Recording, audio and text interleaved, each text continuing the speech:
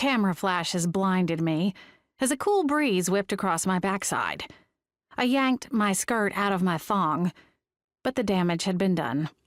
Pushing through the small throng of paparazzi, I made a break for my car. One asked for my comment. Another asked who I was. "Why, I'm Presley Cline, F-list actress extraordinaire. Do you mean you haven't heard of me?" But of course I didn't say that because for once in my life I didn't want anyone to know who I was. That second paparazzo gave me hope. Until the next morning when my agent Ira called me at an ungodly hour. He skipped the hello, as he always did. "Kid, you gotta get out of town and lie low." "Do you think I'm out of the running for the lead in the Godmother movie?" He made that non-committal Ira sound. "But they say all publicity is good publicity, right?" "That's what people with only bad publicity say. Parents like for their kid movies to have good role models. And most fairy godmothers don't get caught on the wrong side of a booty call with their pants down."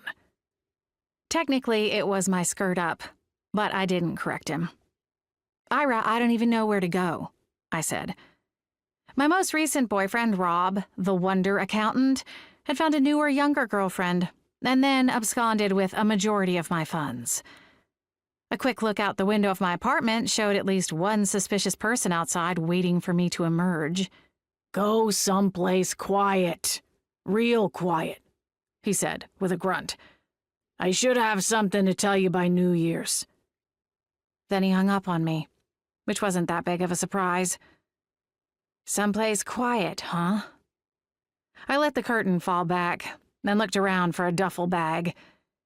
It looked as though I was going to be spending Christmas back home in Ellery after all. And whoever said there was no place like home for the holidays obviously didn't have a mother like mine. "I told you not to come home until just before dawn. The paparazzi are more likely to be asleep then."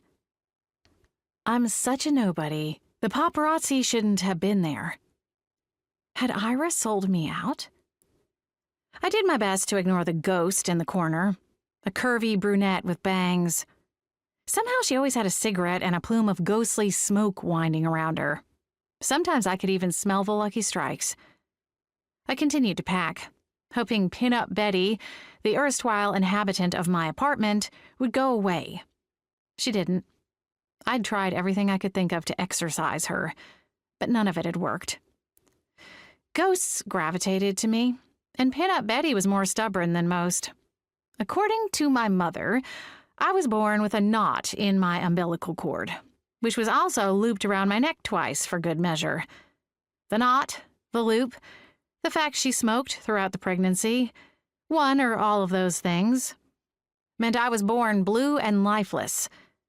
She told me she had prayed when she saw me, for the first time since she'd found out she was pregnant, not saying amen until I gave a whimper, then a cry.